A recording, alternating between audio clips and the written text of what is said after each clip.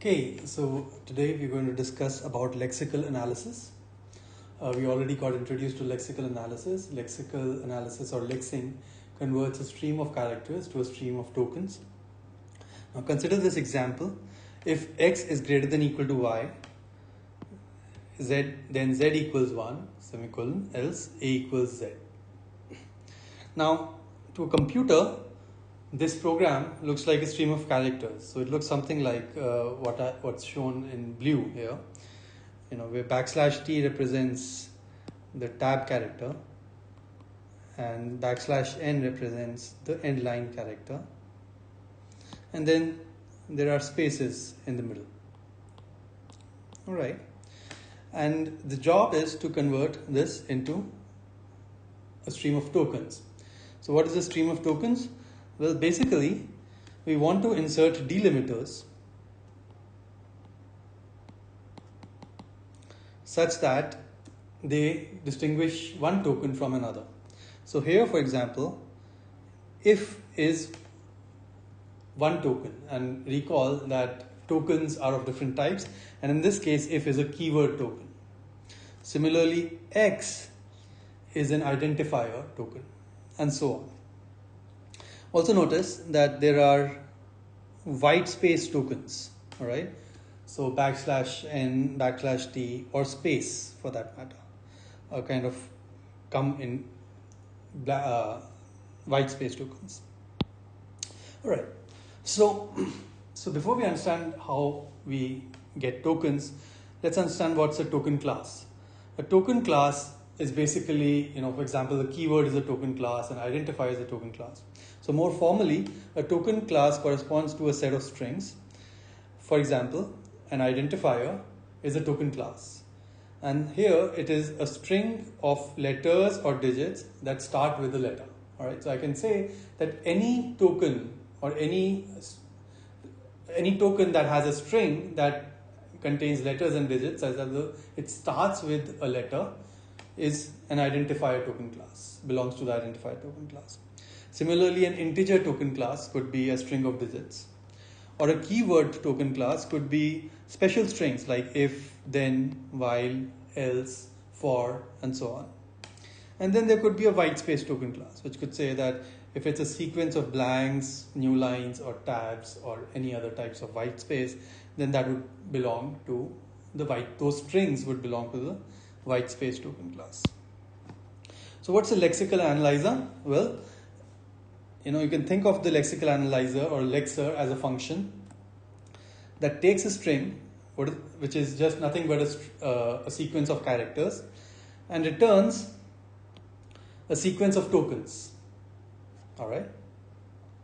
And what is a token? A token is basically a tuple which indicates the class of that token and the string that forms that token.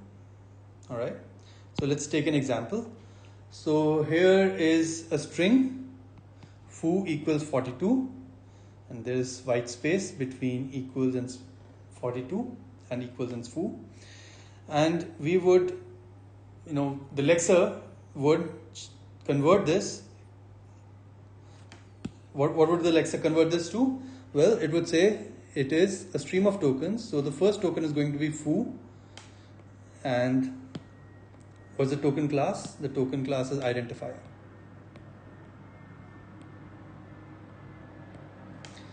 The second token, operator, equals. What's the third token?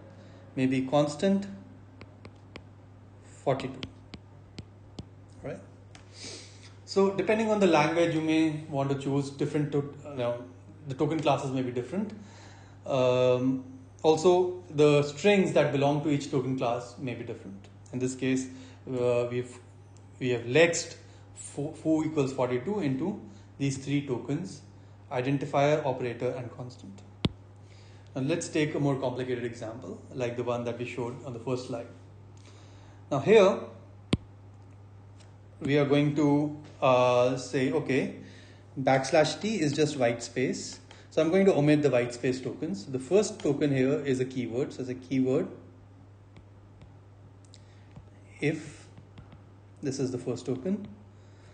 The second token is the left parentheses. So I'm going to say, let's say maybe the left parenthesis itself is a token class, and say left parenthesis, lparen, and say this is a string that corresponds to this token. Then identifier x would be the next token.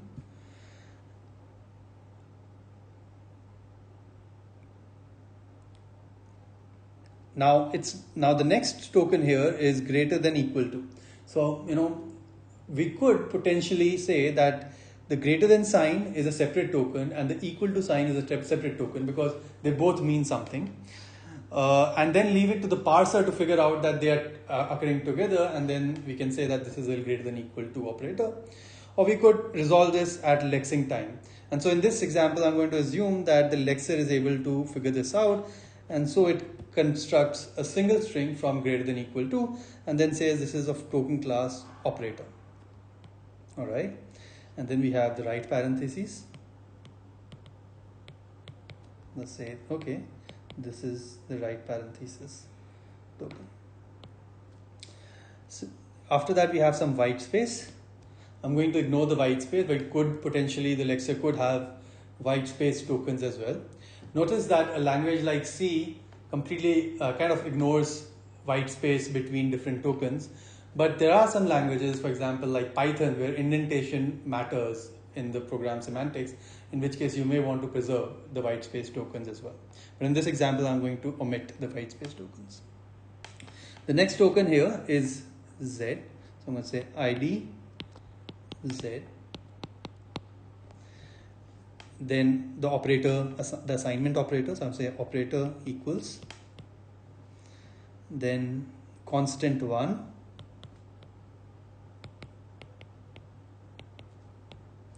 delimiter, semicolon,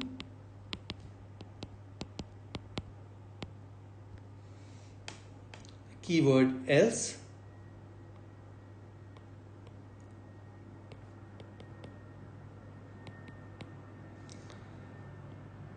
identifier A, operator equals,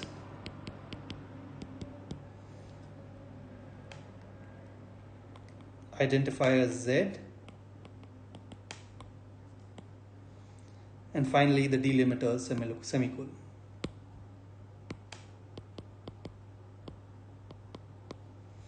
All right. So what have I done? Just converted the stream of characters to a stream or sequence of tokens. All right. So what does the lexical analyzer do, and how does it work? Well, it recognizes substrings corresponding to tokens, just like we did in the example before. And these substrings are also called lexemes. All right. So in the previous example, the string else would be called a lexeme, or the string greater than equal to would be called a lexeme, because they get grouped into a single string while identifying the identification of a token. Similarly, we recognize a token class for each lexeme to obtain the tuple token class comma lexeme. So after we have figured out what is a lexeme, we figure out what is the token class corresponding to the lexeme. Now I know you must be thinking, how do I know what is a lexeme? For example, when I have greater than equal to, should I consider greater than as a standalone lexeme, or should I wait to get equal to get the next lexeme? Well, to understand this, let me take a more difficult example actually from the Fortran language. In Fortran, it turns out that white space is insignificant. All right, completely insignificant. Unlike C, where white space can be, any amount of white space can be present between different tokens, in Fortran, white space can even be present within a token. All right. So, for example, an identifier var1 can be written as VA space R1, and it would still mean var1. Okay. And so once again, I mean, it's similar to the problem that we had earlier. How do I know when I am lexing this string VA R1 that should I say that VA is a separate identifier and then R1 is a separate identifier? So should I generate two tokens each of type identifier, or should I consider this a single token, VAR1? Now it turns out that doing this in general is a little bit hard, and so the language should be designed in such a way such that it becomes possible to understand whether I should include the following characters into the current lexeme, or should I close the current lexeme. Here's an example that motivates this further. So in Fortran, consider this statement: do 5I equals 1, 25. Now, you may not be familiar with Fortran syntax, neither am I, but it turns out that this statement here basically is like a loop which says do the following statement, execute the statements till statement 5 in a loop. All right, that's what it means. On the other hand, the second string here is all completely identical, except that comma in the first one is replaced by a dot in the second one. And here, this is supposed to mean that the variable do5i, so do5i is a single variable, is being just assigned a value 1.25, and so this is just a constant. All right, and this is just an identifier. All right, so just a change of a single character, that too pretty late in the string, completely changes the lexing output of this particular example. All right, so okay. So let's understand, what is lexing supposed to do? It's supposed to partition the string using those red bars that I showed you in the previous thing, or delimiters. It's supposed to do this reading left to right. Well, this is not a rule, but this is the general convention that you read, just like we read natural language left to right. The compiler reads the program string left to right while deciding where to draw the partition delimiters. And it recognizes one token at a time. All right, so it currently has one lexeme that it's kind of accumulating, and it needs to know whether it needs to close the current lexeme or it needs to keep accumulating. All right, and to know whether to close the current lexeme or whether to keep accumulating, it requires look ahead. All right, so it needs to know a little bit in future what's coming.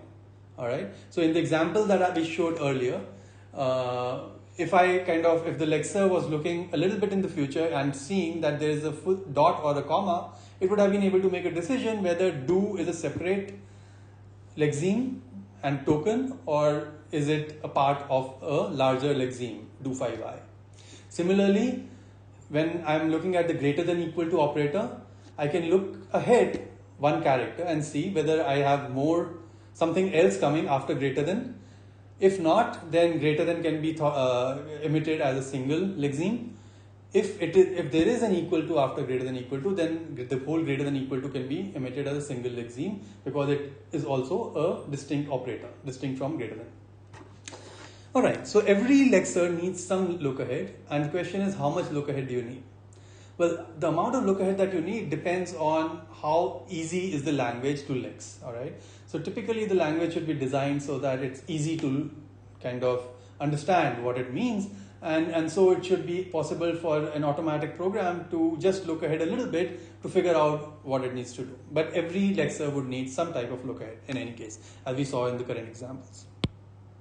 All right, so to kind of show this with examples, some languages are harder to lex than others. So for example, take the example of C++. Now here I have foo less than operator and bar. Now this would be interpreted as a relational expression where foo is being compared against bar. But the moment I put an other greater than sign, so less, matching angled brackets after bar, this thing means completely different. This is a template expression, right, which says that foo is specialized with bar, right? Where foo is a template and bar is kind of the template argument to foo, and this means something completely different. Similarly, I could potentially have foo bar baz this is a deeper template expression, right? Here bar has a template argument baz, and foo has a template argument bar baz. All right, so this is a deeper expression. But now look at this particular sequence of characters, greater than two angle brackets, right?